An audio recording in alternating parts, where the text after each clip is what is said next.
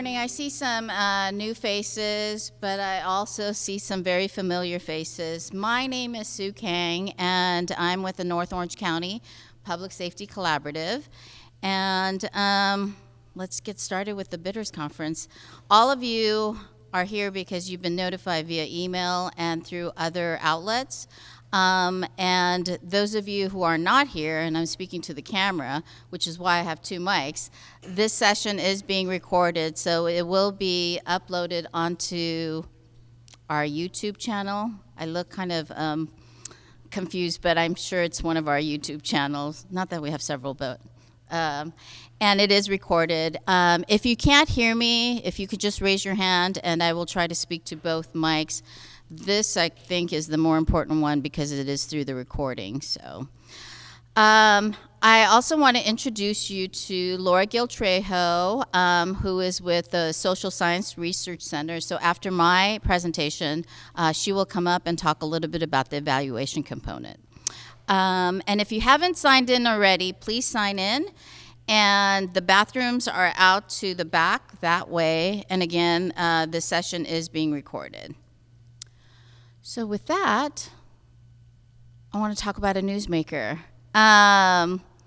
Mark Chavez, who is not here, is retiring after 39 years, and I just want to congratulate him and his club and really the community of La Habra for his 39 years of service.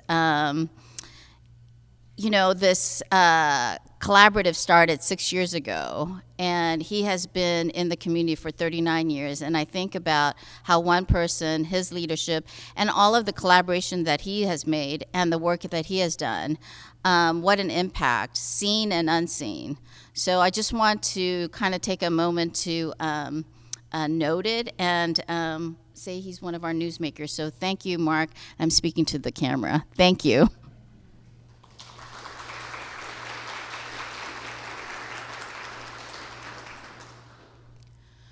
So with that, I wanted to give a little bit of a collaborative overview. Many of you know of our, I can't even say history, but I guess it's history. So 6 years ago, in 2017, in the State Budget Act of 2017, the North Orange County Public Safety Task Force was funded for $20 million.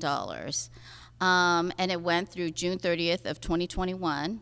And then we got continued funding. So it was in the State Budget Act of 2021, which is the current funding, and it is ending June 30th of 2023. So about 6 weeks out, and all funding must be expended by June 30th and invoiced, of course. And you all are, those of you who are funded currently, you all are aware of that. But we got continued funding in the State Budget Act of 2022. Now, it was a little bit delayed. There was a little bit of a hiccup through the state's finance, but we did receive it, which is why we're all in this room today. It will be provided to the fiscal agency, and it will continue. So how did this continued funding and this initial funding start? We have a champion. And so that champion, of course, and many of you know, is State Senator Josh Newman. I had to lift out of his, because I loved his website where it says commitment, service, and integrity. And truly, he does embody all of that. It's not just a slogan or something that, you know, you throw out there because it sounds nice. He actually lives it. So we had the initial funds through our champion, State Senator Josh Newman, back in April 2017. There was a meeting in his office, and this thing was sort of born. But he saw the efficacy of it. And truly, the efficacy is the work that you all, through these years that when you've been funded, it is not the work of somebody here. It is the work of the folks out there and the services that you've been doing even before 2017 and that you're continuing with the funds. So he saw the efficacy, but you don't see the efficacy unless you have an evaluation, which is why we have Cal State Fullerton evaluating it and showing what was noteworthy and what seems really promising. And then the continued funding of it.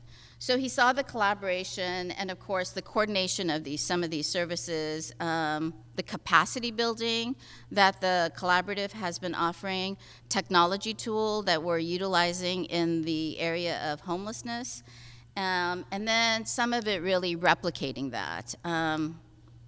Yesterday, I got an email from the county asking for some of our data on the homelessness because they wanted to replicate it.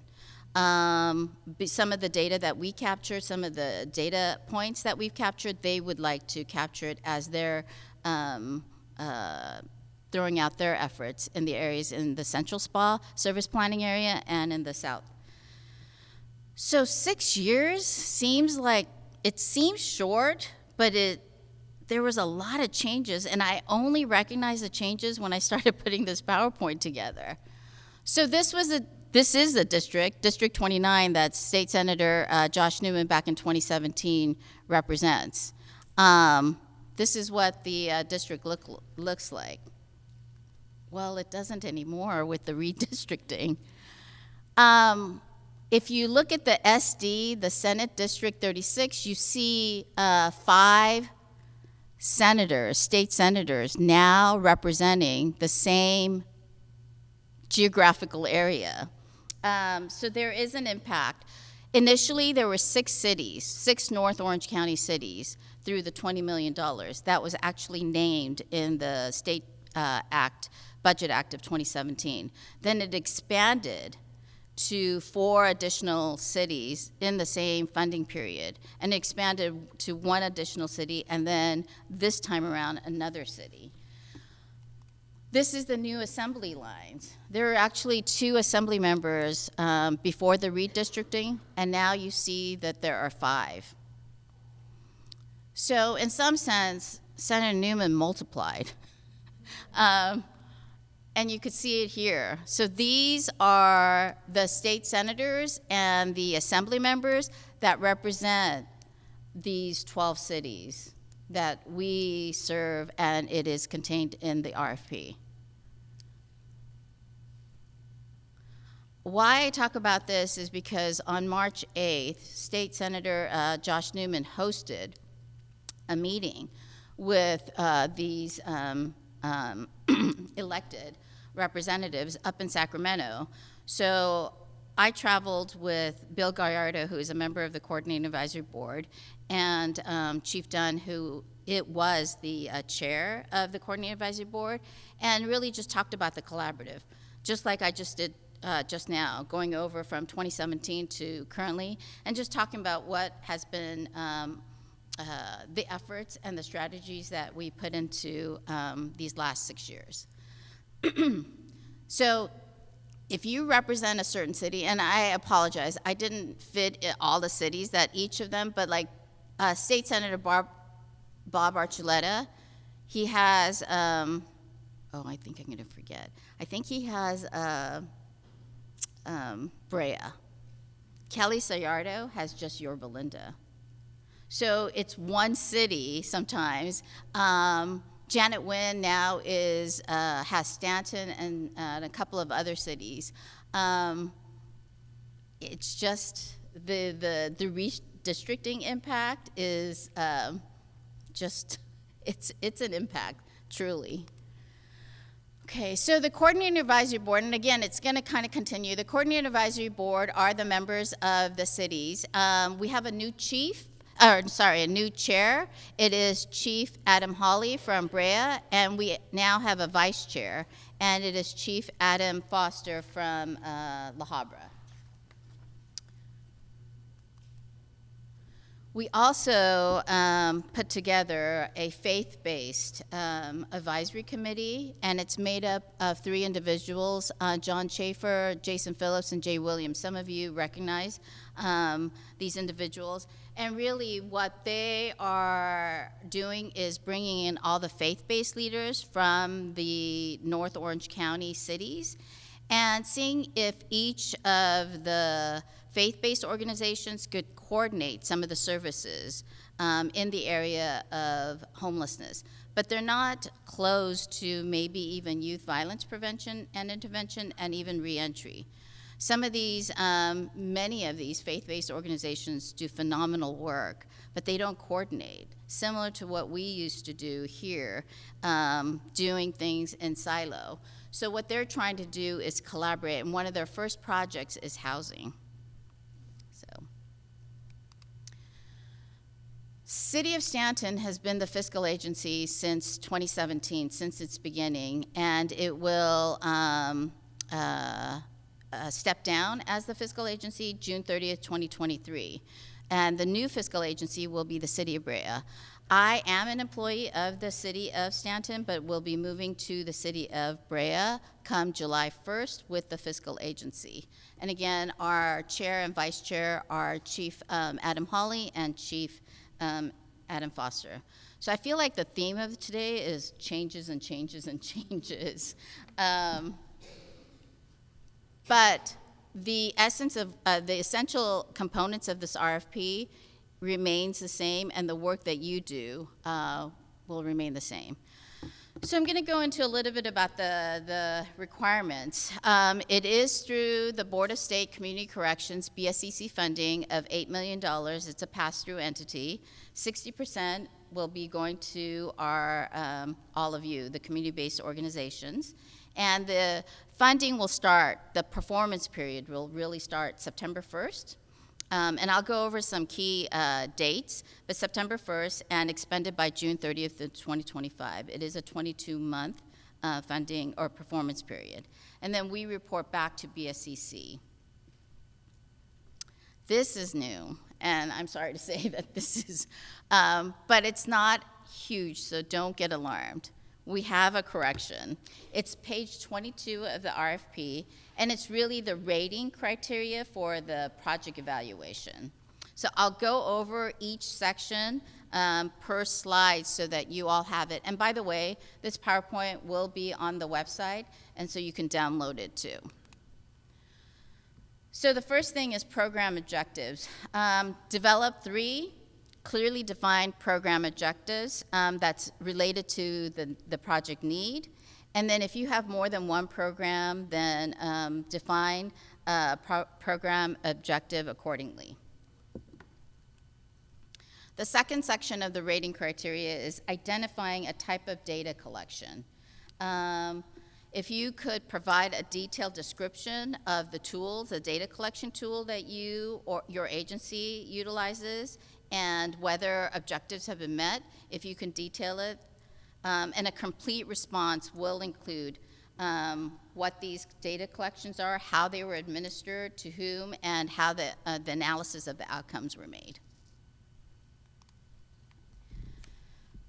Evaluation study. So if you, as a CBO, would like to have an evaluation study of the program that you are proposing, please do so in the project evaluation section. And just to explore. If you don't want to do it, you can say not applicable, or you don't even have to state it. And then if you do opt to do an evaluation study, scheduling this evaluation services. Most of you, I think, start, your fiscal year is July 1st. But let's say that your busiest time is in December. Well, I don't think you would want to schedule an evaluation study in December. You would want to do it when there's a little bit of downtime. Now, I say that, and most of you are smirking, going, there is no downtime. So think about your capacity, staffing, and then the evaluation study. And really, that was the correction. And again, we will be sending out the slide so that you have it, but it's really the criteria, the rating criteria. So on pages 9 and 10 of the RFP, please read very carefully the use of effective programs. We are looking for programs that implement practices and strategies that really addressed replication, deliverables, data collection, and evaluation. And then carried out with that are some questions that you should ask yourselves as you're designing the program and putting it into the proposal. The likeliness of it working, carrying it out as intended, and whether the evaluation shows that your proposed program actually worked. And then on page 29, there's an attachment. It's called Project Communications. We'd like to have a little bit of an understanding of your communications. Some of you have a communications director, somebody who communicates to your stakeholders. All of you have a website, so somebody formulated that and designed it, and staff have inputted. What is the message that you're communicating? What are you trying to tell your stakeholders? And really, that's what we want to know, because we also, similar to the capacity building workshops, we'd like to assist, if you would like, with communications. I'm going to highlight an organization here, a Resilient Families Program. Through Communications Lab, we put together a video for them so that they could really articulate what they do and then possibly put it up on their website and to their stakeholders. I think Lot 318 also took advantage of the communications resources that we have and did the same. If you don't have a communications, don't think that you're at a disadvantage. You're actually going to be in an advantage because you could utilize the resources that we have for that.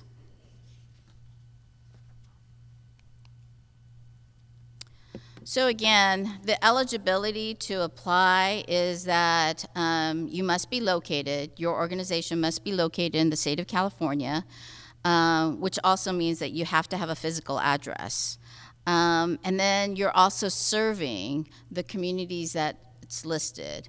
And so you'll recognize the communities there. So it's Anaheim, Brea, Buena Park, Cypress, Fullerton, La Habra, La Palma, Placentia, Stanton, Orange, Los Alamitos, and Yorba Linda. And if I missed a city, I apologize. Again, duly organized and in good standing as of March 5th, 2022, registered with the California Secretary of State's office, if it is applicable. You have some type of EIN, an employer identification number or taxpayer ID, and of course any licenses, local licenses, and a physical address. Do you have to be a tax-exempt organization? No. Okay, so you don't have to have the IRS determination letter.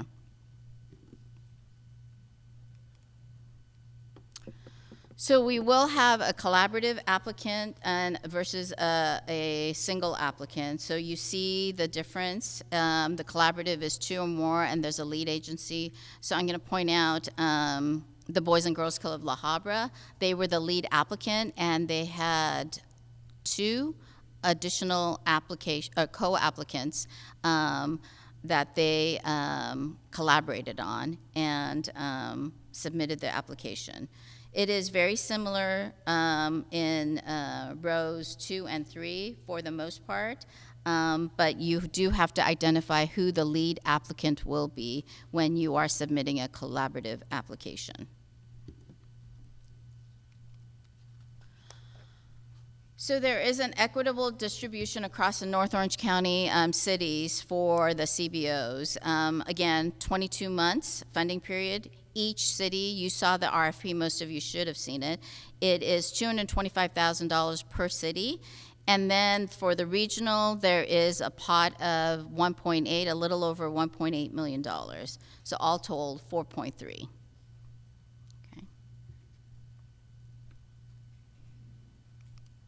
So here are the key dates. Again, today's the bidders conference. The proposal is due June 12th. By 5 p.m., submitted via online through the website. Then it will go to our rating, our independent panel that will be reviewing rating, and then recommending. The recommendation list, once they're done, will go to the Coordinating Advisory Board at their July 6th meeting, and there will be a short discussion. And as in previous years, the recommendation list from the independent panel has always been accepted, except for one time where the CBO was not in good standing. So even after the recommendation list has been approved, I do a separate vetting, and really that where they were declined funding was because they were not in good standing with their Form 990. And then the notice to the funding awardees will go out on or about July 24th.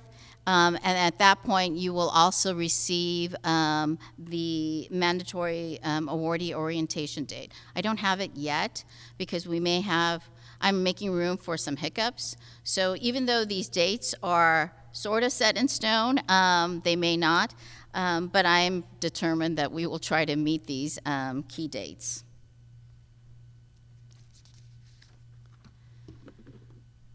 Okay, so these, I don't need to tell you this, but please read through the RFP thoroughly. Every once in a while, we get someone who just hadn't. Even in this last round, we had to return an application after the due date. And if you read the RFP, there's something in there that gives you a little bit of grace. So even though you turned it in, let's say you turned it in before 5 o'clock, June 12th, and there was some deficiencies, it's more superficial than the substance of it, then we will return it to you. You have about a week's time to correct it. For instance, somebody forgot to sign.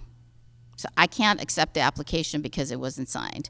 And I know the whole submitting online, some people had a little bit of difficulty time of signing it and then scanning it in or signing it. So I think that might have been the reason, but we're not sure. But we asked, hey, you forgot to sign. So gave them a week, they submitted.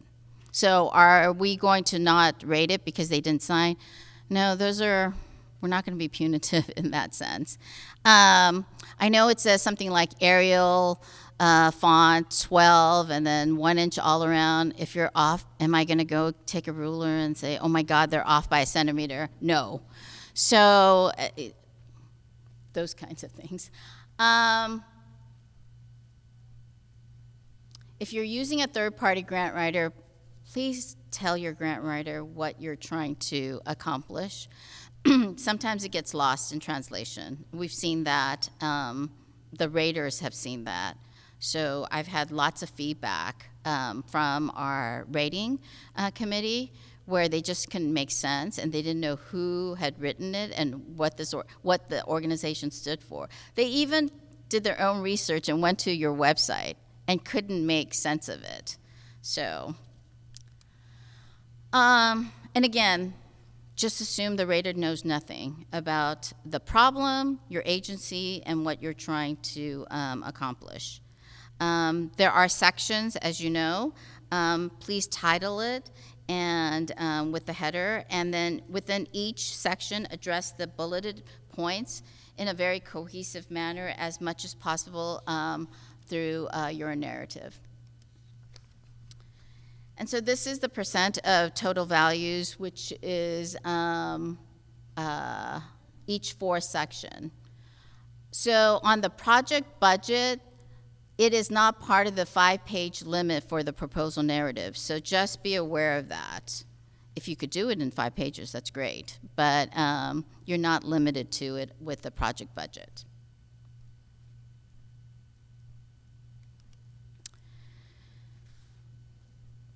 So if you can make a connection to the reader, and the reader is folks who, again, may not know anything about, just assume that the rater doesn't know anything about your agency or you and what you deliver, but I can tell you that the rater is a seasoned veteran individual who really is their own subject matter expert, long retired. They no longer have any affiliation with the county or any of you.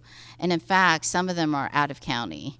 but they have been working in this county for a very long time. So they understand, and they do understand the issues, and have a wealth of knowledge and experience.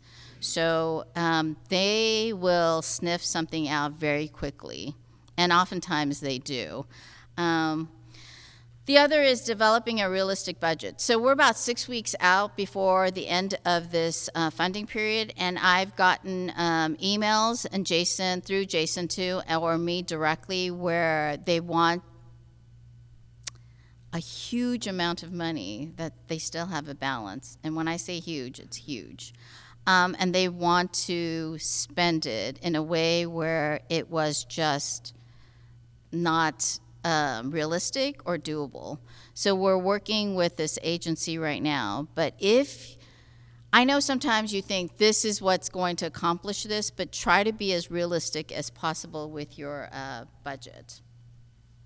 And really the question is, will you be able to expend the entire amount that you propose? And I know all of you will say yes, eagerly, but that's what they said last time, and I have an agency right now that is struggling. So highly recommend that someone else who knows nothing about the proposal read it so that they can retell you what they read, and if it makes sense as they're retelling it to you. Please label the attachments, and then please submit the final version and not your draft. We actually got a draft version, and we wanted to know if they just forgot to take the watermark out of it, but it was really their draft. So they submitted fortunately, they submitted it a week before, and so they had time to resubmit.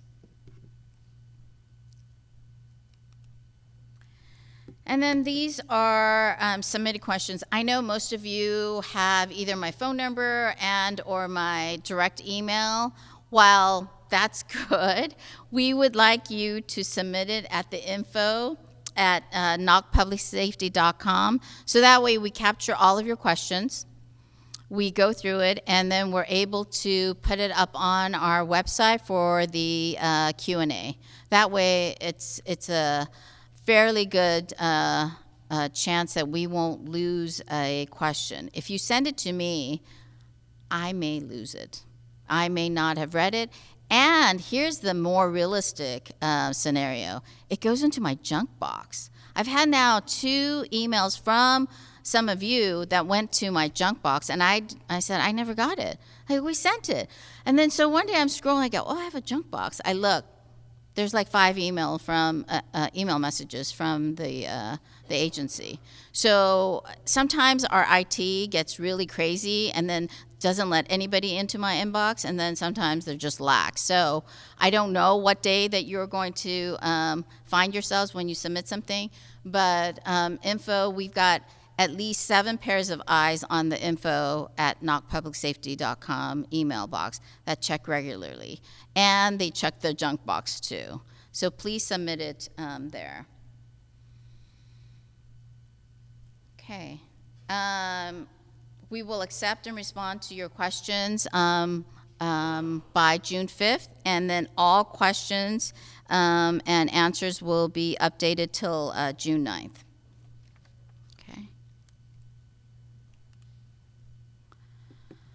And again, just the proposal due date, the electronic copy, signed original application and proposal, please submit to funding@NOCPSC.com by 5 p.m. June 12th. And again, it must be received, the electronic version must be received by the date and time as listed. Unfortunately, proposals will not be reviewed or considered after this date. Okay. I didn't want to end it in such a somber note, but I know that you will all submit it at 4:59 p.m. and submit it successfully by June 12th, or actually June 11th. So you have a whole day before. But June 12th is the proposal date. Any questions? Yes. Do you have a website anywhere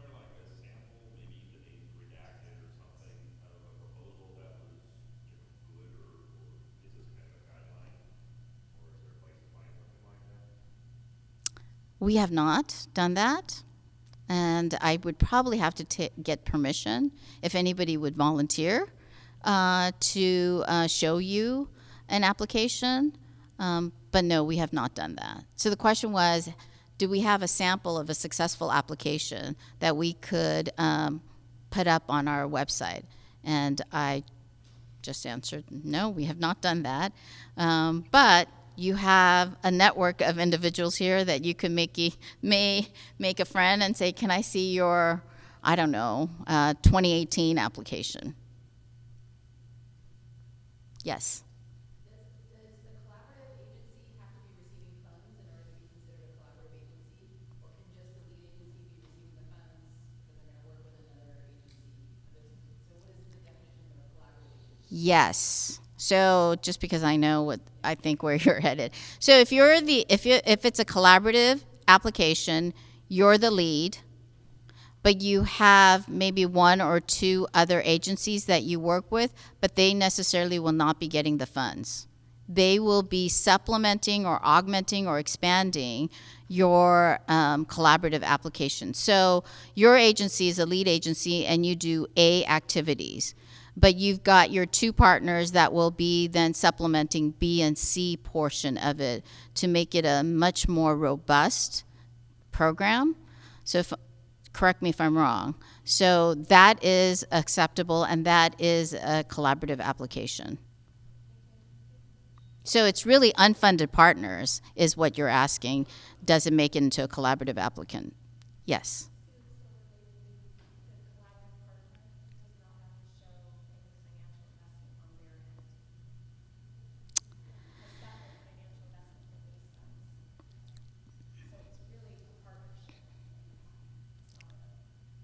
Right. So when you're doing the project budget, it would be just what you're asking for what you're going to be funded for.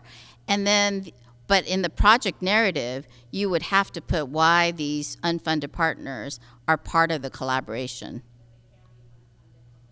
Yes. We actually would encourage you to find unfunded partners because that means you're leveraging and really doing an ideal collaboration. The collaborative should not be the one and only funding source. Any other questions? Yes. If we wanted to take advantage of the communications resources that you have, is that part of the application? Would we budget for that, or is that just stuff that you guys are offering? That's a good question. Thank you. So the question was about the communications project. So I would say in the attachment B in the project communications, be very clear that your agency, while it does, and I'm going to make this up, while it does have a communications plan, it may not have a strategy. And those are two very different things. So you would like to receive assistance from the collaborative with a communication strategy. So if you note that and you're funded, we will note it and then we will provide that service. Having a video made sounds really great. So is that something that then you would want to put in on a budget as You don't have, you guys would provide that? right. You don't have to put that in your budget. Don't put in your project budget anything related to communications, because that's similar to the capacity building workshops. None of you paid for Tim Shaw's services. It was just requested, and then Tim was deployed. I like to say that Tim was deployed. That sounds good. Please tell him that I said I deployed him.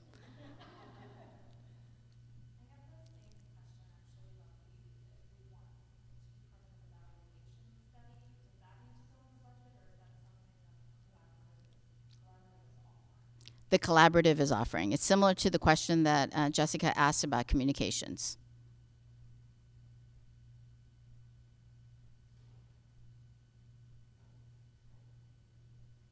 Okay. Yes. In the meeting that you had with the folks that have been or are funding about this, you said that one of the focus of this Yes. Can you talk a little bit more about what you're thinking in terms of what you would like to see us do in terms of leading besides that? So I'm going to go back to April of 2017 when I was at the meeting with Senator Newman in his Brea office. And there's a lot of talk, there was a lot of chiefs, and they were talking about public safety issues and what are your public safety concerns. And so there were topics that came about, which is really how we have the three focus areas. But one of the things that he said was that let's just see if we could do something that's innovative and something that we can replicate. I don't know what that means because there was nothing to talk about. There was nothing done. But as we were progressing, you see that and I have an advantage from my view, where I stand, besides where you all sit. From my view, I see things this table, what you're doing could be replicated to this next table and the next. There are components to your strategies, your efforts that can be replicated, and not just in North Orange County, but in other regions. So, like yours with the Resilient Families Program, why can't it be transferred? These are transferable deliverables to any region outside of North Orange County, or even out of the County of Orange. The issues that we are addressing, for the most part, unfortunately, are universal. So other areas are also addressing these issues, and maybe not in the same way, especially because the geographical and the demographic needs could be different. But mostly the essence of what you do can be transferred. And so that's the replication. And I don't even remember, I think it was last year, we were talking to San Luis Obispo, that entire area, and another senator. So is it something that we could do? I think when I showed you the 10 elected representatives, they could really carry out the message that something is being done here and it could be replicated. Now, if you think that it can't be replicated, let us know and just say, you know what, it only works in North Orange County and that's it, we're out. Yes.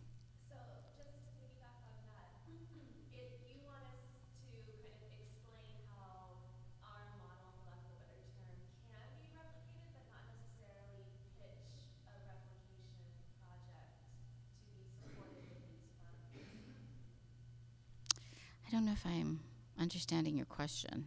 Like part of my proposal for like our La Habra program with the funding, I'm not saying we'll also this year replicate what we did last year in Brea with these funds, or that's the pitch that you're looking for. Certainly you could do that within the region. Like what you've done in La Habra has worked, and so you see the similar needs in the city of Brea. And so you then find your partners, whether it's a school or an organization, and they see the need, and you would then, but what you're doing is expanding. That's a little bit different than the replication of this, the work that you're doing here. Because right now you're only in, well, actually you're more than just in La Habra. But I think there's a slight difference with expansion and replication. And this is where I think, Laura's giving me a look. I think this is where I'm going to step out and then let Laura in, because she could speak much more on this than I can. Is there any other questions about the RFP itself? Okay, so I think so I'm gonna have Laura come up. So, good morning, everybody. Can you hear me? All right. So, my name is Laura Gil-Trejo, and I direct the Social Science Research Center at Cal State Fullerton. And we've been lucky enough to do the evaluation for the North Orange County Public Safety Collaborative for the last 5 or 6 years. 6 years, oh my gosh. And so when Sue came to us in 2017 and described to me what the collaborative was, I have to tell you, I did not understand what it was. And so when putting together an evaluation for this collaborative, what we did was put together an approach that was sort of developmental in nature, whereby what we did was track sort of the successes and the lessons learned of the collaborative, to track sort of the processes that it undertook to capture where it could grow and where it could sort of where the successes and sort of the growth opportunities that could be captured, as well as sort of capturing the outputs.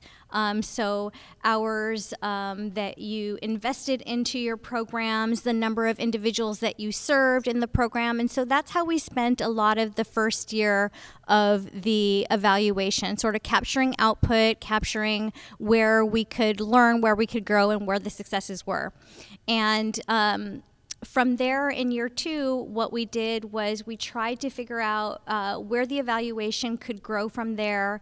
And what we decided to do was kind of, what was kind of tricky about this evaluation was that it's not one particular program. You all are doing different programs to address 3 different target areas, so youth violence, homelessness, or reentry. And so we cannot approach the evaluation with one particular tool to capture, one particular outcome, because you all are kind of addressing different outcomes touching on the same focus area. So what we decided to do was to focus in on each of your individual programs to offer evaluation capacity services to look at the outcomes in each of your individual programs. And that started in year 2. So what we offer is 40 hours of evaluation services to each of your programs for the evaluation. So it's more of like an individual evaluation of each of your programs, with the exception of a development that's happening with homeless services.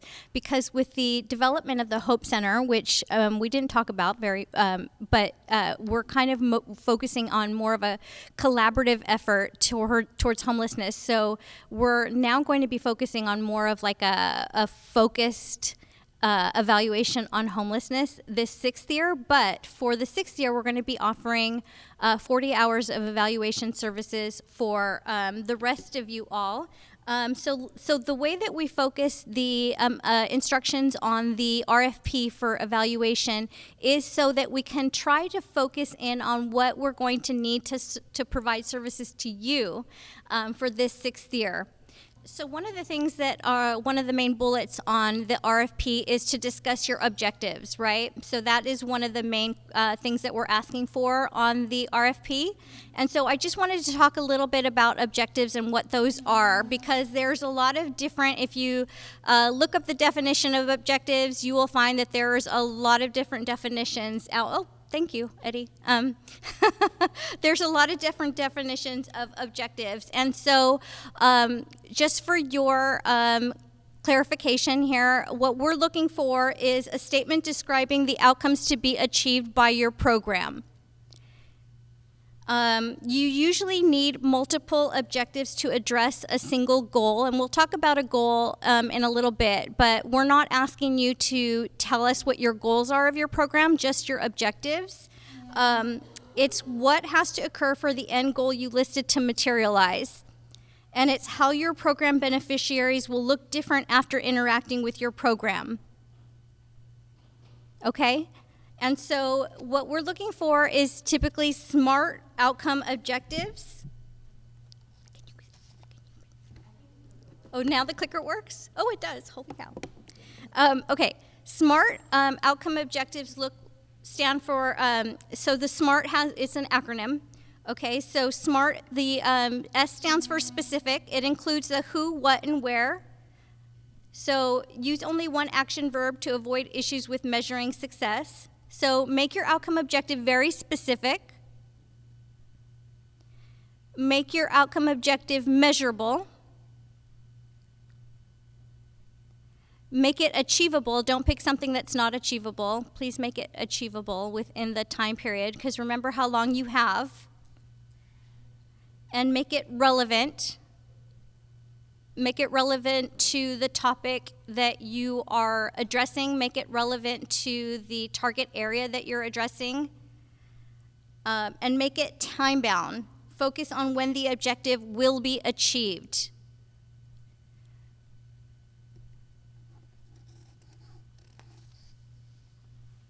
So just to give you some examples of outcome objectives. So workshop attendees can distinguish between program goals and objectives. That's an objective that's smart. Workshop attendees can understand how to create program objectives. Workshop attendees can articulate the reason for doing evaluation and how they can use the results.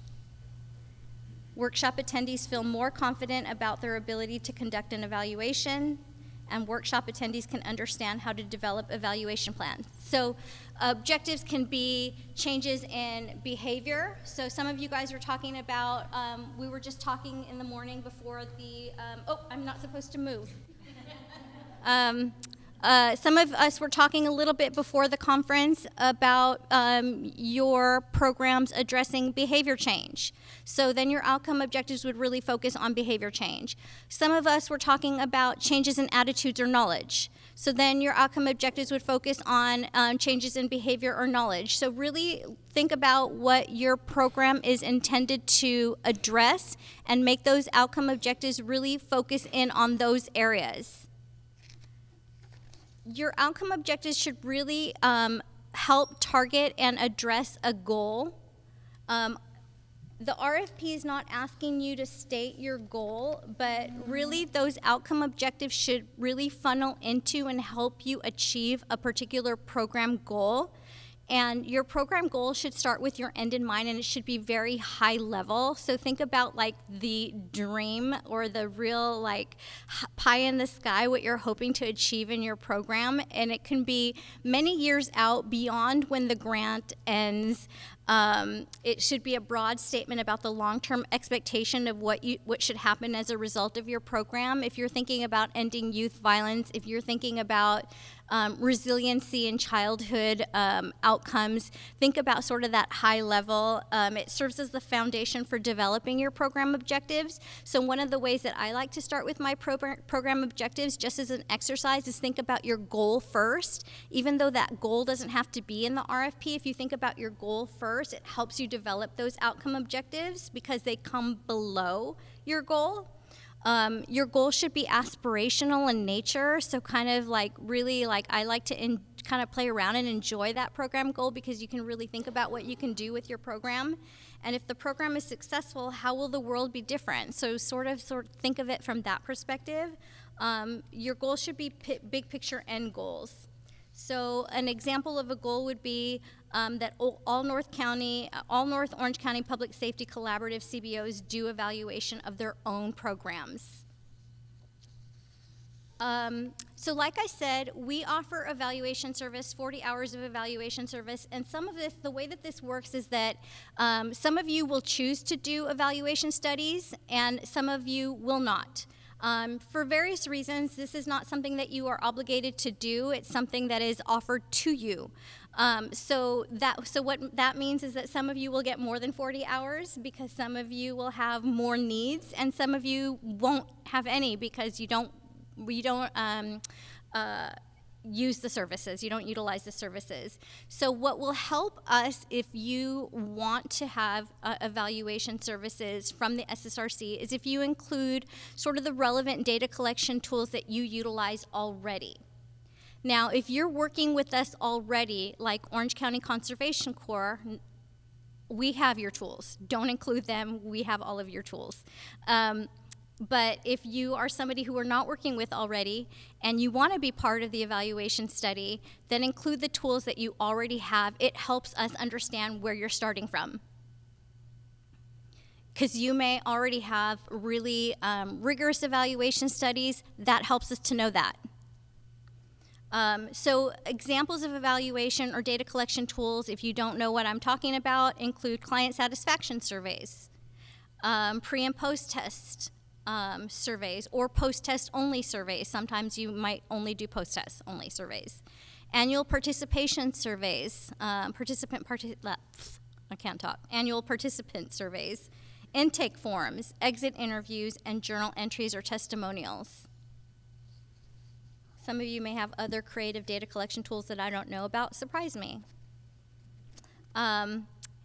So please include those. And then additionally, it would help us to know kind of what things that you would like to explore for an evaluation study. Some of you want to look at things specific to the program that you are proposing, and that is ideal. But some of you would like to look at something within your organization that comes out of the program. So these are some of the topics that are being explored by some of our CBOs right now. So these would be, does a program designed to educate youth about the music industry to demonstrate alternative pathways for their future change participants' perspectives from pre to post-test? How satisfied are parents with current programming? How much have participants in an education and work development program become more prepared for future workforce and life? What resources can be provided to applicants not yet ready for a workforce development program to equip them with the resiliency needed for participation? And what is the effect of a child development program on peripheral recipients? So these are kinds of the questions that other CBOs are looking to explore within their programming. Some of it specific to the programming they're looking at with the grant funding, and some of it is evaluation kind of within their agency more broadly. So the purpose of the evaluation program is to